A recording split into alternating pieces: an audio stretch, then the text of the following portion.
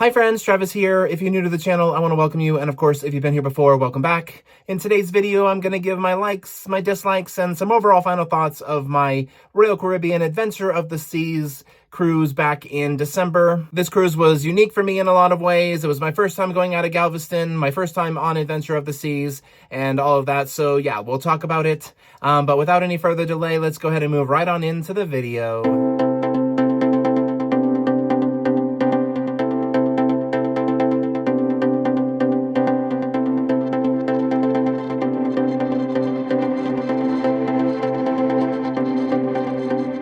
So if you've never seen one of these videos on my channel before, I start with the dislikes. I know most people do it the opposite of that, but I like to end on a more positive note. So I'm going to get my dislikes out of the way, and then we'll move into the likes, and I'll give my final thoughts at the end.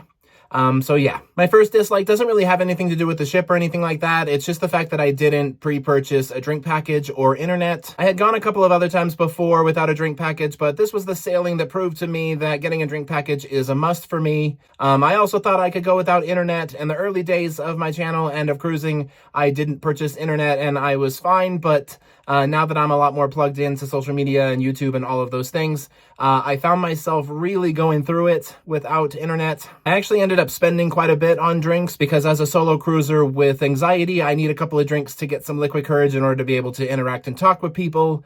And then of course not having internet added on to that sort of stress and anxiety. And so I ended up cracking halfway through and purchasing an internet package. And yeah, so not having those two things ended up adding an extra element that I wasn't fond of. And so now when I book a cruise, I always look for deals and things on drink packages and on internet.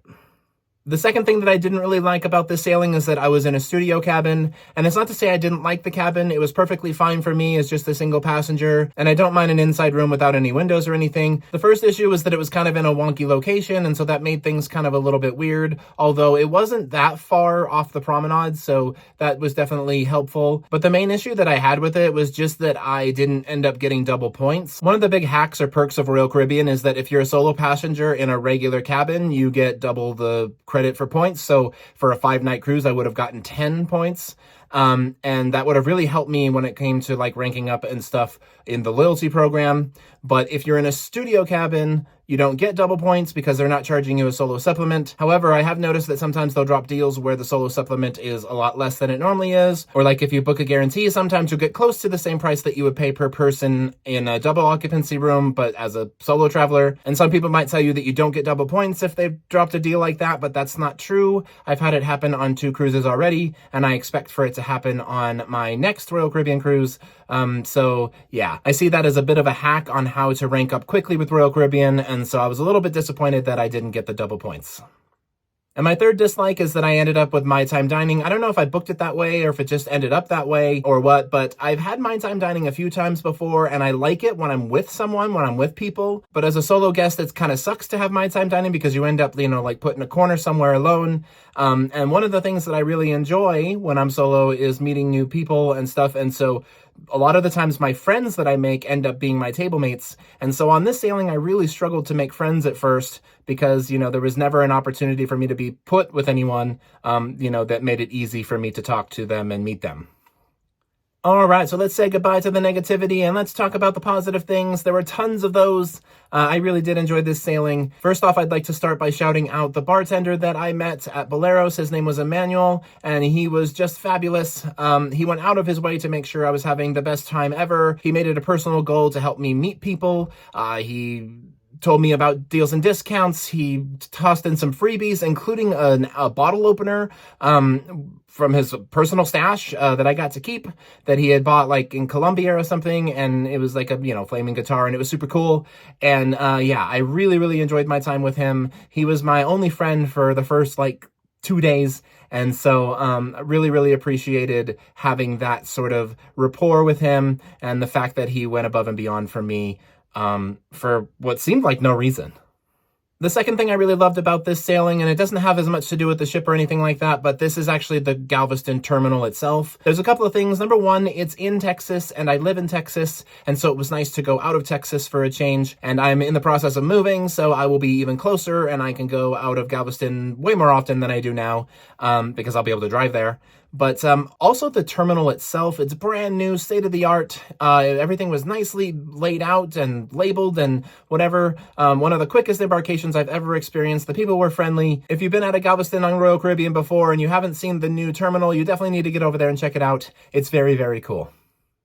And my last like is the ship itself. It had some great amenities. The ship was revitalized in 2016. It was due to be revamped in 2021. That's Royal Caribbean's latest and greatest, kind of version of the way that they're remodeling their ships, which is way better than what they did in 2016. But obviously the pandemic completely derailed that. And, so it's starting to kind of like show its age a little bit in certain places.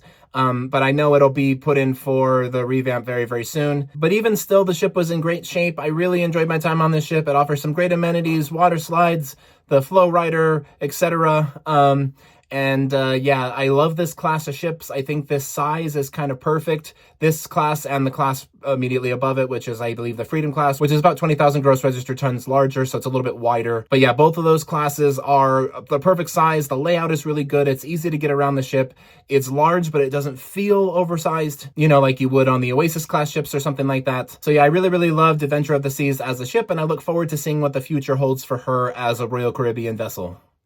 And then to close things out, I'll give some final thoughts for you all. I'm excited that I got to experience cruising out of Galveston, so now I know what to expect when I move, closer and can go out of there more often. Going to a new cruise port can be stressful. You're not sure what the setup is. You're not sure how logistically it's going to be getting there, whether or not it's going to be an easy embarkation or if it's going to be a hot mess, etc. And Galveston proved itself to be a great cruise port to have as my home port.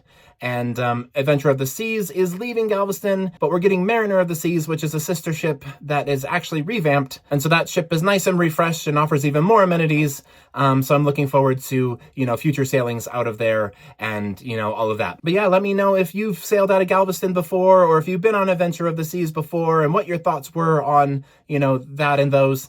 And yeah, let's talk about it. If you have any questions, I'll do my best to answer them to the best of my ability. But anyway, I want to thank you all so much for traveling with me. Be sure to like, comment, share, subscribe, all those fun things. We'll talk soon, and y'all have a good night.